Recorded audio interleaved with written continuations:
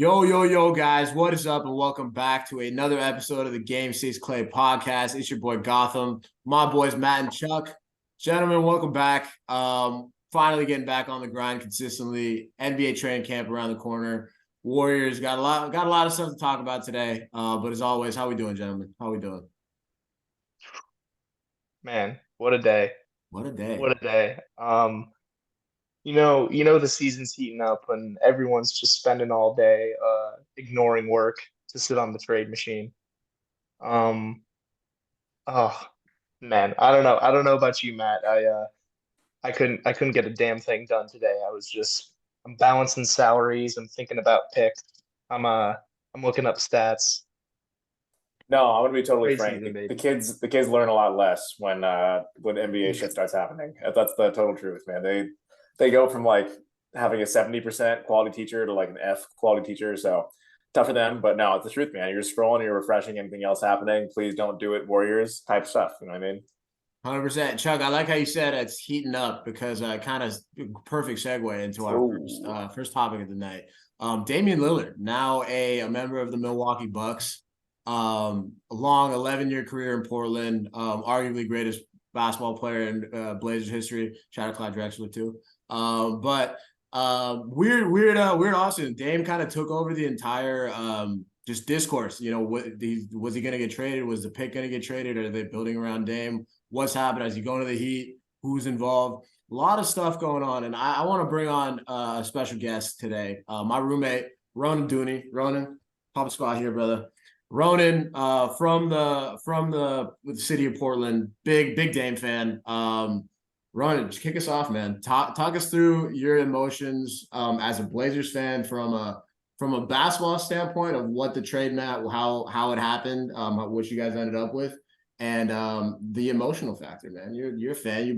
It's like if I can only liken it to us losing Steph Curry, and I can't imagine that, and I don't want to imagine that. So, Ronan, take the floor, man. So it's all yours. Talk to us. Well, thanks for having me. Yeah, Ronan Dooney, from Portland, Oregon, born and raised up there. Been a Blazer fan my entire life. So I was 11 years old, maybe 12 years old when Dame was drafted six overall in that draft. And it's been a ride ever since. And honestly, just to put it out there, I'm sad it's come to an end. Dame, I'm a big sports fan. I love all sports: football, baseball, basketball. Dame's my favorite player of all time in any sport. Coming from a true Blazer, I mean, he really changed a lot of my life. I mean, so many fun moments and memories. But I mean, just looking back, you know, him getting drafted, him being loyal, so many different moments. I mean, beating the Rockets, waving goodbye to Paul George. There's so many fun different moments and memories we can paint back to. But I guess thinking about, you know, this summer and how everything happened. For a while there, it was like, is it the right move to move on from Dame? Is it time? Yada, yada, yada. He's so loyal, but at the same time, like, is the Blazers, do we need to flip the next page? So when there was about 10 games left in the season, Dame sat out for a calf injury, if you guys remember. We went 1-9 in those games, ended up getting the third draft pick. And to Dame, it was actually conveyed to him, like, sit out these games so we get a higher draft pick, so we can use that draft pick for more leverage in terms of getting assets for you to build around and build the championship contender around Dame. So that's kind of what all the fans heard. Like, let's go all in on Dame. It's kind of like the last rodeo here. Fast forward, obviously we draft Scoot Henderson. Don't trade anything. Nothing happens. Dame's like, what the fuck? So hearing that, you know, it was a message that was sent to Dame. Into all of Portland. He requested trade, and from there it's like, damn, this is really coming to an end. Definitely took his days. I'm texting all my boys like, it's really happening, like, Dame's out. Over the course of the summer, obviously, you know, he wants to go to Miami. The Blazers don't want to send him to Miami, different things like that. Who knows what we're hearing? Dame's putting us in a bad spot. So from one standpoint, it's like screw you, like you're hurting our trading power, really. On the other hand, it's like, what's happening? Like, Dame's our guy. So it's a mix of, I'm trying to be smart, but I'm trying to keep that emotional side away from things as well. So yeah, I guess it kind of happened this week, and I thought I was gonna be fine with it. Thought I was gonna be over it. I told Gotham on my drive home from work today. I actually shed a tear just thinking about the memories that I have with him. It hurts the heart a lot, seeing that he's moved on. And I think it was a good play overall in terms of every side that's not emotional, but the emotional side is at the end of the day, all Dame wanted to do was two things. He wanted to retire a Blazer and he wanted to have a chance of winning. He didn't need to win, he just wanted to have a chance. And the Blazers didn't get him that. It wasn't necessarily in this summer. I think it was in the past couple of years that it all happened. They just didn't give him a chance. And yeah, I'm sick to my stomach, but they will not be retiring a Blazer, unfortunately. So that's what I got You for never know. You know what, man? He might be. Who knows, dude? You never know. You never We'll know. find their way back. Man, that was beautiful. We broke that down from a true Blazer. Kind of gave us a little insight.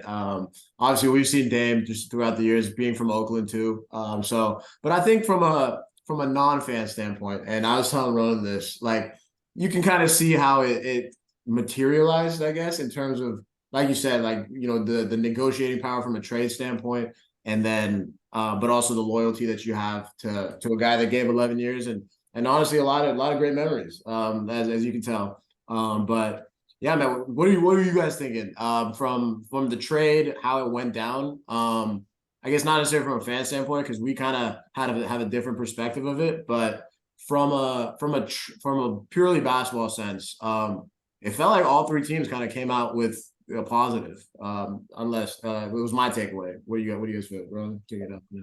So I'm gonna ask, is it Ronan or Roland? Ronan.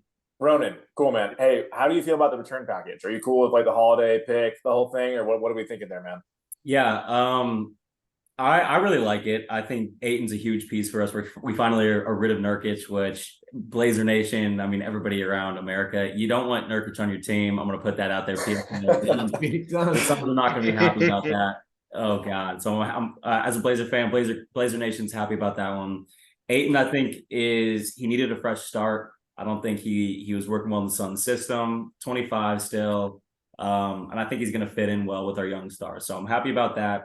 The Jrue Holiday pickup, obviously the reports are coming out that we're going to trade him. I love that. I think we're too young. We're not in win now right now. I'm sure you guys agree with me on this. Let's trade Jrue away. Let's get a young star or just picks, honestly. And I think that it's super valuable in the sense that the goal was let's trade them Dame, but let's take away the one defender in the NBA that shuts down Dame most of the time that they guard him. So then the Eastern Conference teams that want to contend for a title this year, like, well, Jrue Holiday is the one guy that can guard Dame in the Eastern Conference. So it's actually, I think, going to be a pretty good bidding war, and I'm hoping that we get some stuff back. So I'm happy about that, and then obviously picks and different things like that. So overall, I'm happy about it. We got a young core, a lot of fun young guards. I think we have 3 people in our starting lineup that could win the dunk contest. I'm going to put that out there, and yeah, I'm looking forward to it. 1,000%. Dude, that's a good point. I just love, like, I mean, that was the biggest thing for me is, you know, it was pretty clear. And, you know, the Chris Haynes article, it's kind of hard to believe all that because he comes from a pretty biased perspective. But, you know, I do believe that Portland kind of took a look at this and said, we got so lucky to fall into Scoot. Like, not only did they have to tank at the right time, but getting the lottery odds to get the pick. And then, you know, the Hornets doing very Hornets things, letting him fall to 3. Like, you lucked into a guy who should be a number 1 pick most years. Oh. And at the same time, you've got Dame. You know, he's still an amazing player, but he's 33. He can't keep this up forever. And he's very clearly asking out. And if it is true that he asked out and then said, if it's not the Heat, I want to come back, I completely understand why the Blazers said, no, man, you asked out. You're out.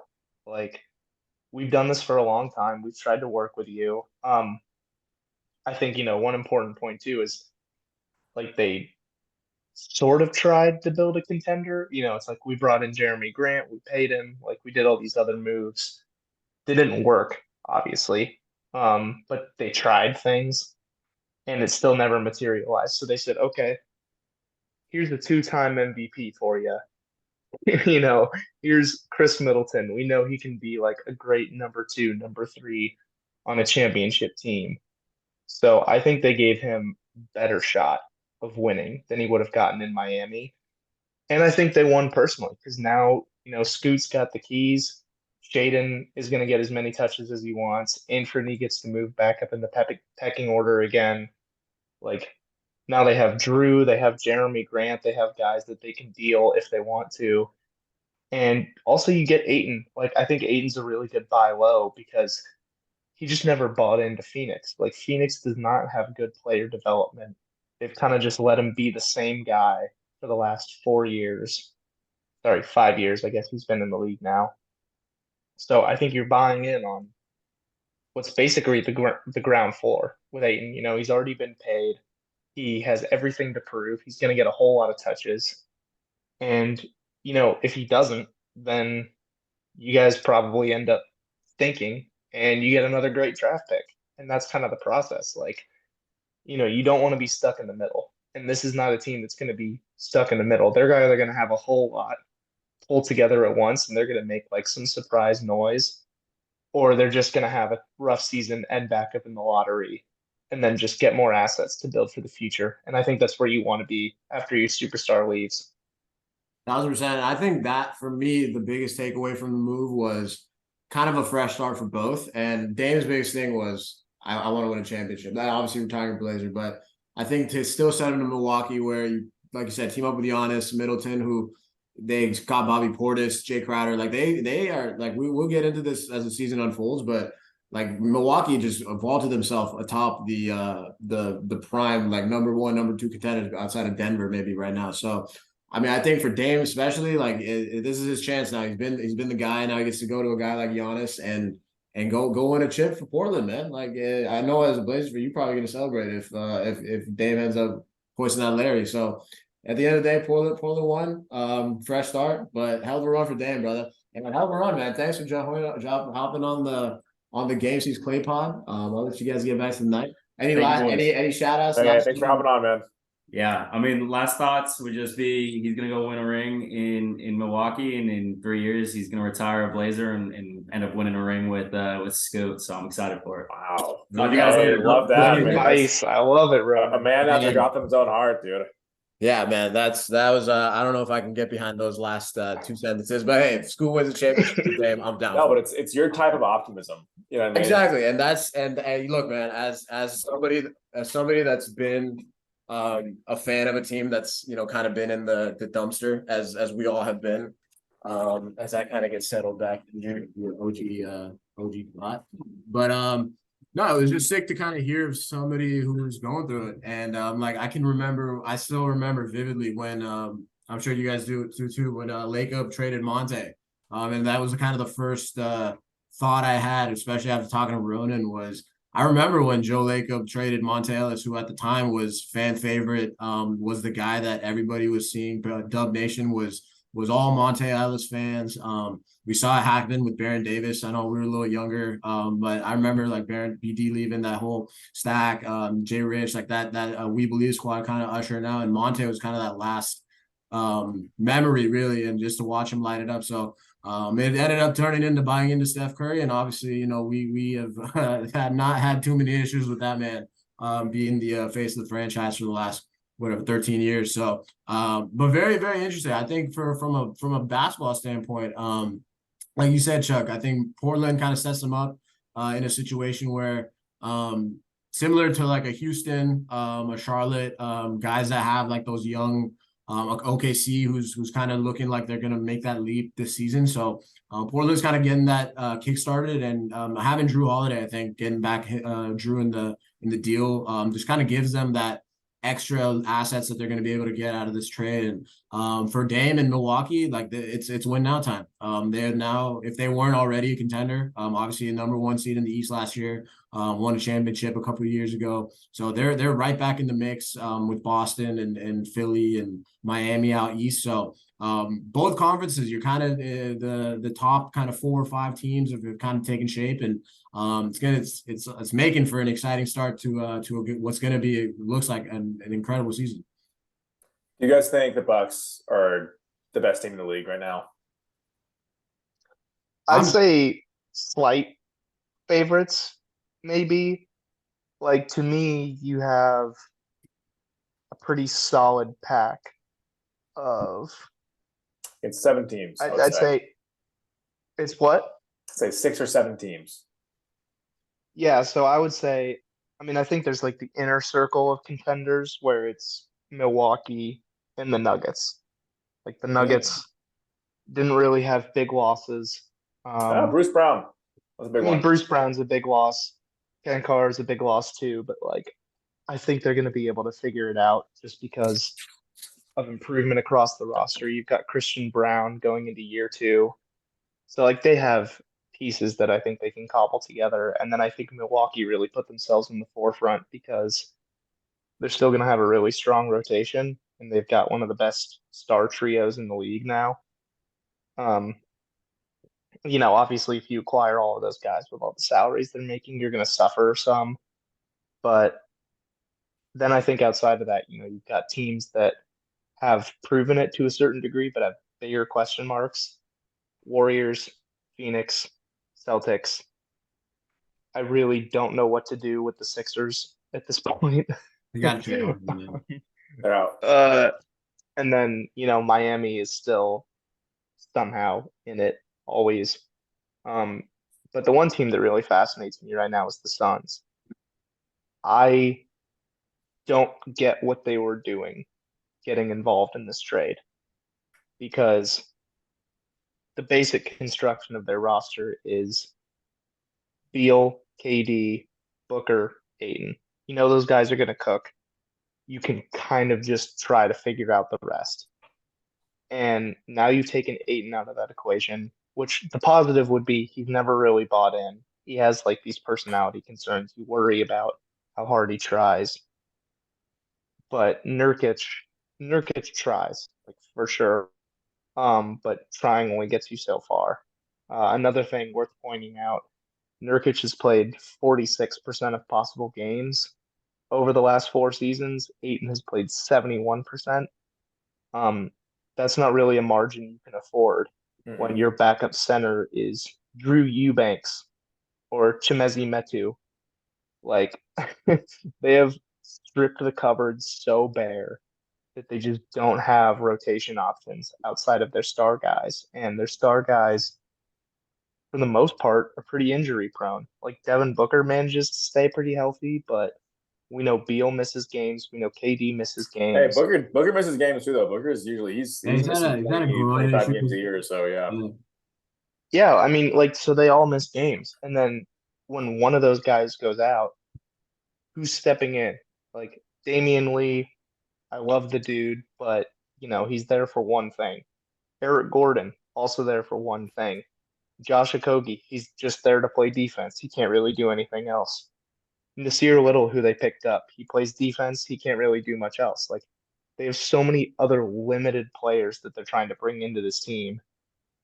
And yeah, like Grayson Allen is a similar one. He's going to shoot the ball really well. He's also going to, kick the opposing team's best player in the dick and get suspended. And then he's not really going to play a whole lot of defense. Like it feels like they took like 20 darts in one hand and threw them all at the wall, and they have to hit the target several times or else this doesn't work.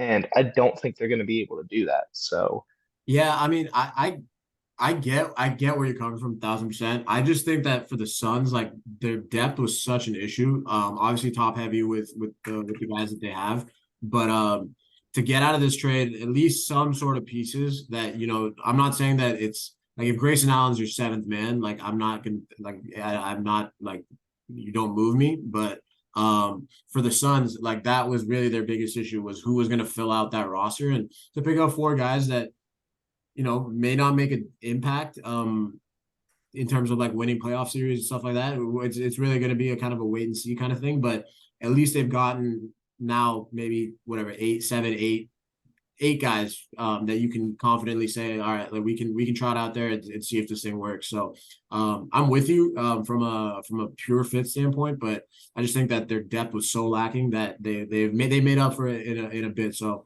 I mean, I think Phoenix at right now I can't see a way that they haven't come out just slightly ahead even from where they were 48 hours ago. Yeah, I see what you're both saying. Yeah, I just think this team is always going to score, and I think they were always the guys they got Grayson Allen. Aiden or not Aiden, Nurkic, and who else? Who's the third guy they got? Keon Johnson was one, and then Okay. something else. So he's They not. already cut him. They Yeah, cut he's him. not- He's I was gonna out. say he's not Yeah, in the they're- rotation if he's even there at all. So I suppose Nurkic might be like comparable to Aiden offensively, but at this point, I'm not sure. And defensively, it's just such a downgrade of this team. I get the depth argument. I just am so. I already was, but I'm so out on their defense now that it's not really going to be too much of an issue in my eyes because they're not. Nurkic is not stopping anybody anymore, and he hasn't for 2 years now. He's not that old. I didn't realize he's only 29. I only learned, but I would assume he's early mid-30s the way he moves recently. So, I feel a little better about the Suns now than I did as an opponent, to be honest. And I think it'd be fun maybe next week to do a little, ranking the Warriors based competition in the whole league in the West. So we can get to that later. But no, I think I get the depth idea, and they need it because Katie's going to get hurt and Beal's going to get hurt, Bush's going to get hurt. So having a wing like Grayson Allen ready to go is helpful. But if one of those guys goes down, that's the reason you have 3 in the first place. So TBD. But and in all of this, we mentioned Jrue is in Portland. Jrue Holiday has for the last 3-4 years in random scenarios been tied to the Warriors. When the Warriors drafted Wiseman, there was a bunch of deals with New Orleans on the table where Wiggins is going out and that pick's going out. The Warriors are bringing back Holiday and 11. And actually, I can't even recall if Wiggins was going out in those deals, but he's been linked to the Warriors here and there for a long time. A lot of the fan base right now feels like the Warriors maybe jumped the gun on trading Poole for a guy like Chris Paul. They feel like now the Warriors should try to aggregate. A lot of sentiment, I should say. The Bay is very general, but a lot of sentiment gathering that the Warriors should perhaps try to package CP with Kuminga or Moody in a deal for Jrue Holiday. Just what do we think about that idea in the first place? If it's yes, just go hard and why. If it's no, explain why it's no. But what do we think? So, yeah, I mean, as I said earlier, I basically put up a Tony Snell at work today, just running through film numbers, just going through all this stuff, getting into conversations with all the brilliant minds of Warriors reply guy Twitter. So here's my basic thought, and I think that a lot of these things are pretty clear, if I'm being honest. Jrue is a better player than Chris Paul right now. I don't think that's really a question. He's still one of the best perimeter defenders, if not the best in the league. I mean, when he really wants to put it down, he can shut down some of the best guards in the league. He's a really strong scorer. He's a much better shooter than people give him credit for. The guy's sitting well above league average for his career. He shot 38% last year. And he's a solid playmaker. He actually ranked higher in regular season pick and roll creation than Chris Paul last year. He was 88th percentile. Chris was 81st. So the argument's there that he's a floor raiser. The concerns for me are when you get to the playoffs. So let's look at this last playoff run for both guys when they actually went deep, which was not last season, but the season before. So 2021, 2022. And these are all stats per synergy. Jrue was below average in the pick and roll, including passes. He was just average when it came to handoffs. He was average on spot ups. He was flat out poor in isolation. Chris Paul, excellent in the pick and roll, which means 80th percentile or higher. Excellent in spot ups. Excellent in isolation. Now, they didn't really run him off handoffs, so we don't have a whole lot of data to go off there. But I'm pretty damn sure that Chris Paul could figure out how to run a handoff. I think he's smart enough to figure out run to ball, pick up ball, do good things with ball. So those are the main points to me. And then I think the other thing is that, if this was a conversation that we were having in the offseason, let's say there are deals involved where the Warriors could have gotten, Poole out the door, they get Jrue, they give up other pieces, but they still end up getting Jrue. And then they could make other moves to replace what they lost. If it's going to cost them Moody, if it's going to cost them Kuminga, I could see the argument for that. Now you've gone through this whole offseason and you've made a plan. Like you have a rock solid starting lineup. You have Chris Paul who can either run the bench unit or maybe he starts. I don't know how you figure out staggering that. But it looks like they have a really strong 10-man rotation right now. They have a plan for the bench. If you make this trade for Jrue Holiday, it's going to involve Kuminga, Moody, maybe both of them. Who's replacing those guys right now? Like Rodney McGruder? Like, are you gonna sign Lester Quinones to a standard contract and just hope that him being a baller in the G League is gonna translate? Like, that's the thing to me is, besides the concerns with Chris Paul being so much better in the playoffs as an offensive player than Jrue, I don't think you can justify trading away these guys who you basically said you're going to go take a rotation spot. And then you trade them away, and now it's like, hey, Rodney McGruder, come on down. Like, I just don't see it. And if this had been a conversation from 2 months ago when they could have gone out and signed guys in free agency or made trades to replace them, sure. But that's not going to happen right now. Like most of these teams are settled.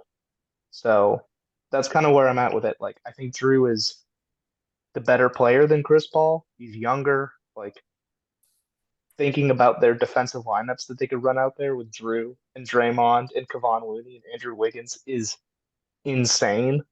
But like it's just kind of Yeah. too little too late right now. So I mean I completely agree with everything you said.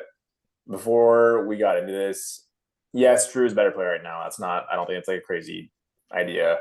To be totally frank, and your playoff numbers kind of prove my point. I don't think he's a better offensive player than Chris Paul. I think he shoots the ball really well in the regular season. If you watch the Bucks, he's streaky as hell.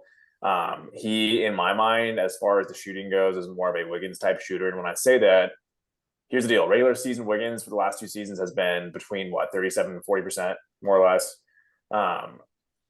I have never once, no matter how well he's playing in the playoffs, thought that a Wiggins 3 is going in the postseason. I never feel like they're going in, no matter how well it's going.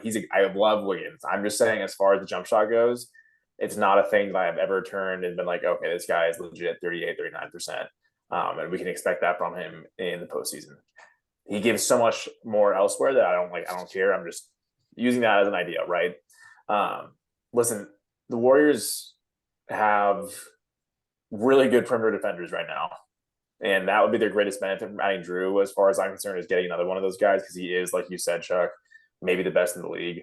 I would always throw Gary Payton II in that same conversation as far as just an on-ball defender goes for guards, but he's not fixing any of their problems offensively. And while he would, yes, of course, it's Jrue Holiday, Wiggins, Kuminga, Draymond, Looney, no one's getting buckets in that lineup, right? If you throw Steph in there for whoever, same thing. But he exacerbates a lot of their problems, in my opinion, especially the postseason. We saw this team make horrible decision after horrible decision. We've seen Jrue Holiday. The guy is just a roller coaster in the playoffs as much as anybody, as far as his decision making goes. And again, the 3-point shot. We always say this, right? You're not really a threat unless you're getting guarded, right? People aren't guarding Jrue when Giannis is on the floor. That's why this Dame trade is so huge, right? I think Dame shot 41%, Jrue shooting 38%. There's that 3% a lot, of course, but the fact that Dame is Dame Lillard and people cannot treat him the way they treated Jrue Holiday in the playoffs, that's going to be the biggest benefit, to be honest, that he's ever had in his career, right? Chris Paul takes care of the basketball notoriously, right? The guy he is meticulous with basketball. He's what the Warriors need in that regard in a lot of ways. And even the scoring, different, right? I don't think Chris Paul is a scorer he used to be. I still trust a Chris Paul mid-range jump shot. I still feel in the playoffs, that is a shot that he can get, and that's a shot that I trust them to get. That's not, a Steph Curry, save my ass, please, we're out of time, not a Klay Thompson, nobody else is doing shit, I need to step up, not whatever else it might be. I trust that kind of shot because, again, he can get there still, and that's still a shot he's going to hit with high frequency. And again, any argument we make for people getting less attention when they play with the Warriors and play with Steph, that still applies to Chris Paul. He's going to get better looks than he has in the past because he's playing next to Klay and because he's playing next to Steph. So I trust Chris's offense more than I trust Jrue's. I don't think it's stupid to want Jrue Holiday in the Warriors. I just think, like you said, sacrificing half your wing depth, and the wing depth you expect to take a leap this year that you need them to take. In fact, this team needs Moody and Kuminga to be good. This team is not going to be great if those two guys aren't better this year than they were last year, and they're definitely not going to be great if those two guys aren't in the roster and they're replaced with guys like Rodney McGruder and 39-year-old Rudy Gay. So listen, I 2 years ago would have been thrilled to have the idea of adding Jrue Holiday. I'm not gonna lie, I'm all in on the Chris Paul stuff now. I think I'm just ready to let it happen, see how it goes. And I think again he addresses needs that the Warriors need addressing that Jrue Holiday can't address. Yeah, and I honestly Jrue Holiday is a better basketball player than Chris Paul right now. I think Chris Paul is just a better fit for this team. 100%. Offensively, last season, the biggest issue was when Steph went out, when Jordan Poole came in terms of taking care of the basketball, the way the Warriors were trying to float, they really relied on that motion offense because Jordan Poole as their backup was essentially Steph Curry 2.0 in the offense, where you're still doing all that motion offense. No, like pick and roll, Jordan was able to get off. Obviously had a very quick first step, was able to get to the hole, but it wasn't too much variety in the way the offense was generated last season, especially. And in the playoffs, that was the downfall. The Lakers kind of knew, like, hey, once Steph's out there, like nobody can go create offense except Steph. Who can do it? We didn't have another guard that could, do that. And so what Chris Paul brings to the table from a lack of defense that Jrue Holiday would bring, the offensive side of the ball is insurmountable of what he can bring. Just imagine, like you said, man, a Chris Paul mid-range jumper off a pick and roll with Kuminga rolling to the basket or Saric with a pick and pop. Chris Paul's going to be making those right reads every single time down the floor. And not to mention finding our guys, Steph and Clay. I'm sorry, exactly. this guy's got play with Steph and Clay. He made JJ Redick look like Klay Thompson. I'm sorry. Like, look at this. 100%. And like from a purely offensive standpoint, Chris Paul is exactly what this team needed last season. I think if we had Chris Paul last season, I'm not going to say we're going to go out there and beat the Nuggets. They went out there and showed that they're the champs, but they'd have a very, very good chance of going back to the finals and having a shot at repeating if they had another offensive creator, somebody that could come in and distribute the ball, get guys involved. And I think, like you said, Chuck, if it's going to take losing Kuminga, Moody, obviously Chris Paul, picks, whatever's going to end up being that package that Jrue Holiday ends up getting, or the Blazers end up getting for Jrue Holiday, it's going to be involving a lot of younger guys, picks. So you're losing out, like you said, on that depth. Guys who, if you've invested this much time into them, you didn't ship them out in the Jordan Poole trade. When you did ship out the young guys, obviously the front office and Steve Kerr, and we've been hearing, obviously you can base your Twitter, summer Twitters on off-season workouts, but to hear Steve Kerr come out and say, like, JK's been having a great summer, coaches have been raving about him. It seems like they're poised to take that next step, and if they do, this Warriors lineup is really as formidable as anybody else in the league. Is even with a Dame, Giannis, Middleton, big three, the Nuggets, the Lakers. You have confidence that this group of 7, 8, or 10 guys now that we have, that you consistently roll out there. So I honestly think that I don't even get behind the trade from a fit standpoint. So I'm with you, Matt. I'm fully on the Chris Paul train. I think we'll get into the starting and the sixth man role, whatever.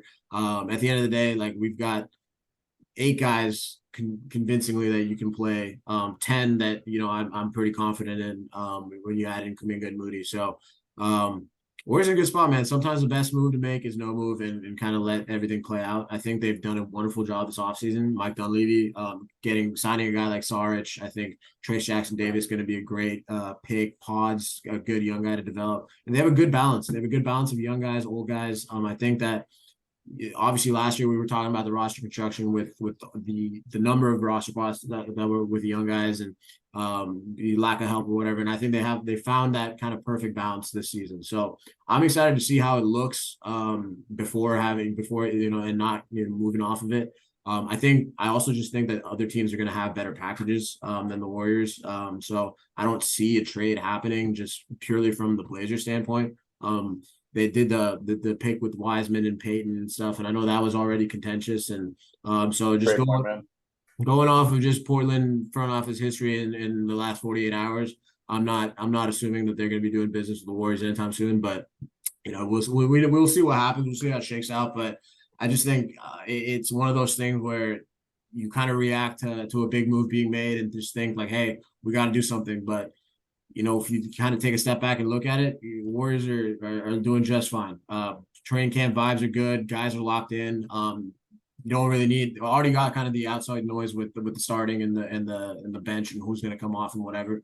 Don't really need to add this into the mix. I know all three of us are off of it, but just ride what you got, man. You have faith in the front office and have faith in the core that's got you 4 championships and is as hungry as ever to get a 5th one. And I think that I haven't seen this kind of, not dedication, but like this kind of commitment from everybody buying in this early in the season since 22 when they did win the championship. So good times ahead, man. I just think we don't have to jump the gun.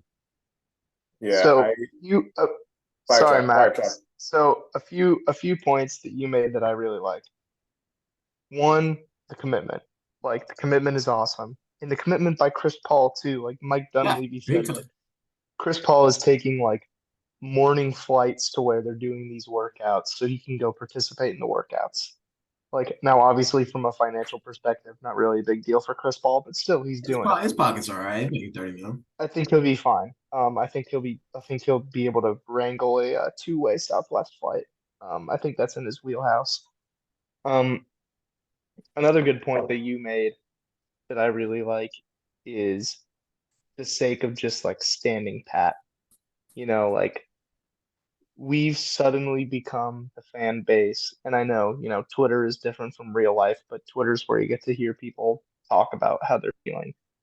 We've suddenly become the fan base that wants to make a move just for the sake of making a move. 100%. And it's so annoying. I'm so over it. Like like do you guys did you guys have dogs growing up? I wish. Yes. I wish. Yes, so Matt. So do you ever see that experience of like you go over to a bag of treats and the dog doesn't know what's in the bag, and then you open the bag and you pull a treat out, and suddenly the dog is losing its goddamn mind, and it is slobbering everywhere, and it is barking, and it is yapping until it gets that treat. Like, that is, I feel like, the sensation that a lot of these Warriors fans are experiencing when literally any player hits the trade market. It's like you just pulled out the treat in front of them, and they're going to yell and scream until this player has either been acquired by the Warriors or been acquired by another team. And if they've been acquired by another team, like, I don't know if you've ever pulled a treat out in front of a dog and then given it to another dog. They don't like that. So it's just like, no, it's spot on, dude. And it's just like, okay, yeah, like there are some valid points to Jrue Holiday, but we do this with every single guy. Like when there were rumors that Pascal Siakam was available, it was, oh, let's get Andrew Wiggins out of here. Let's even trade Draymond. Like let's do all of these other, like it's just so ridiculous. They don't even think about like any of the ramifications for a locker room or how all these things go, because the Poole situation was very unique. Like Poole went from being a very important contributor on a finals team to completely wearing everybody out within a year. Like, so there were justifiable reasons where everyone could kind of look around in the locker room and say, yeah, this guy's got to go. If you become the team that just starts trading for the sake of making moves, and you go, hey, Andrew Wiggins, loved you in that 2022 finals. That was really cool. But we got this shiny new toy over here. So, pack your bags. You're going to Canada, which actually he'd be fine with since he's from Toronto anyway. Like, if you just start making all of these moves and you start kicking guys out the door, like, you bring Gary Payton back in, and it's suddenly like, ooh, I don't know. This one guy just became available. He's kind of interesting. He makes $8 million. We're trading him in. sorry, Gary, you're done. Like, not only does it not make sense from a business standpoint, like you brought in Chris Paul, you made a plan around Chris Paul, and then like some shiny new toy comes around, so you trade Chris Paul again. That doesn't really make sense from a business standpoint. It also doesn't make sense from a locker room standpoint. Like, imagine if you're sitting there and you're Steph Curry and you're Draymond and Clay, and you've talked to the front office and had all these conversations about, hey, we're bringing in Chris. We think he can bring really good things. We're a big fan, and now he's gone. Like, what kind of message does that send? You just can't operate like that. So just I'm pleading with all the uh all the people who may be listening to this, the Nate Mosbys of the world, please just think before you start calling out these trades and calling for these guys because most of them do not make sense. I promise you. Love it, Chuck. That's fucking golden, man. Incredible soliloquy. I think I'm excited to talk more big picture. Maybe next pod, maybe in a few weeks, who knows? But this team, I think, has enough to be as good or better than the rest of the league. I think if this team's healthy, and again, we'll get into it, but if they're healthy and the players do what they're supposed to do, I mean that in every sense, I think this is an incredible basketball team. I don't know how many wins they'll get. They're old as shit, but when push comes to shove, I trust Steph out there with 4 guys who know what they're doing. And this team has a lot of guys who really know what they're doing as it is. And I don't think they need, again, keyword need, anything else or anybody else to win a chip this year. And real quick, I think people are forgetting how obviously last season was a complete, shit show in terms of the vibes off the court, behind the scenes, and obviously losing in the second round doesn't help. But the Warriors, for all that went down last season, 3 road wins, whatever, how many road wins it was, they won 46 games, 44 games. 44 games in the arguably worst season that they've had in the Steph, Clay, Draymond, or not the worst season they've had in the Steph Curry, or whatever era you want to call it. They are back with a vengeance. They've retooled. The biggest issue last year was the roster construction. They really lost last year on the margins, the bench production. There was never a doubt in terms of what the starting 5 could do. The guys that have been there and done that, the Wiggins, the Loonies, the Steph, Clay, Draymonds, obviously, GPs. So they're bringing pretty much, shout out GP. They're bringing back pretty much that entire cast and crew and have upgraded in terms of fit. And Chuck, I thanks for the shout out, man. But yeah, stand pat. Have faith. This front office had a plan. They've executed that plan, and now it's on the dudes, man. And we've seen them. We've seen them do this 4 times. We've seen them go to 5 straight finals. Whoever it was, Harrison Barnes, Kevin Durant, Andrew Wiggins, Chris Paul, like this cast, this main core, Steve Kerr at the helm, Steph Curry leading the way. They've got, like you said, Matt. There's no reason why the Warriors can't get back to the mountaintop this season. So we're feeling good about the roster, right? Feeling good. With that being said, let's wind this thing down with a little, hey, the Warriors once again have 2 roster spots open. They probably won't fill both, but that 14th spot has been discussed for the last few weeks. We've heard Dwight Howard, we've heard JTA, we've heard Rodney Magruder, we've heard, you name it, right? Donovan Williams, Chuck, who I think we need to hear from you about most likely, because I got no fucking clue who that is. So, what do we think? Gautam, you first, man. Who do you think the Warriors end up with? What type of player? And do you have a name in mind already? What are you thinking? Not really. I don't have a name in mind. Rudy Gay, just from a nostalgia standpoint, stood out to me. Always liked Rudy Gay in 2K. Always liked Rudy Gay as a player. It'd be interesting. I mean, just to getting another wing guy that can score from the mid range. Vet who's been here. Obviously he's gone through some injuries, and obviously the career is winding down at this point. So maybe if he can have, I don't know if he can have an Otto Porter level kind of impact, but for a guy that's been around the league so long, has been a great scorer in this league. If you're looking to use a roster spot on a guy like that for the 14th spot, that's probably the name that stuck out to me the most so far. But I'm intrigued. I like the Usman Garuba signing, Chuck. I know you posted some stuff about him.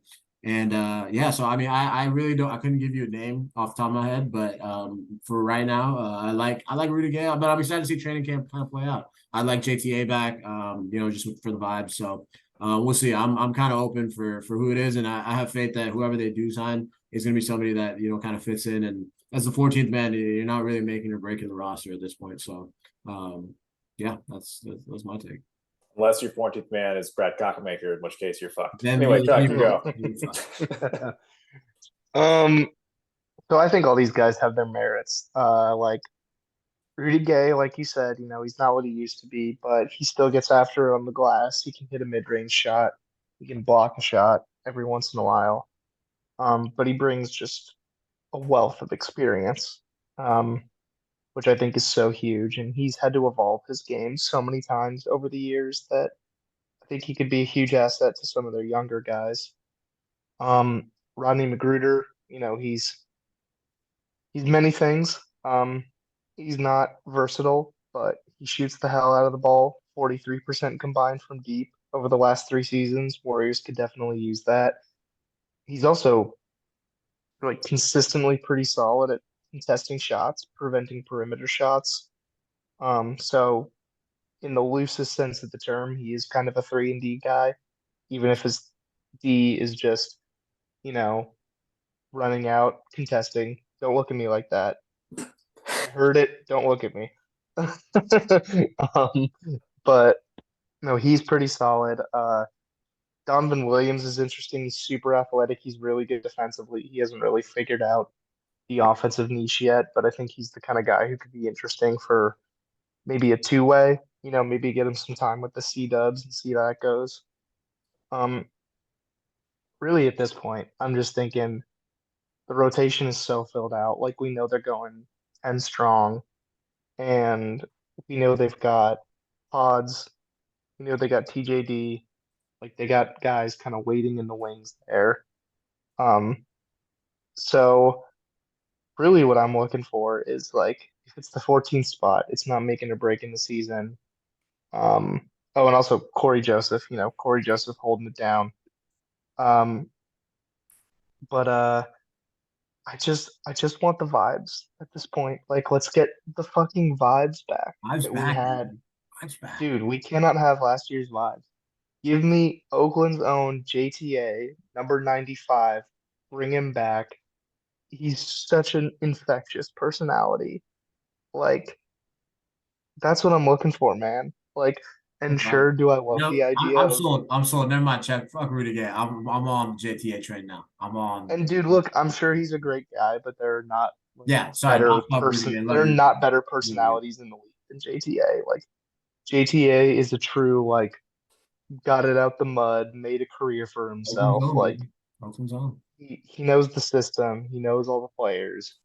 While I do think this whole like let's bring in all the players that we've openly beefed with in Chris Paul and um, Rodney Magruder and all this stuff is very entertaining.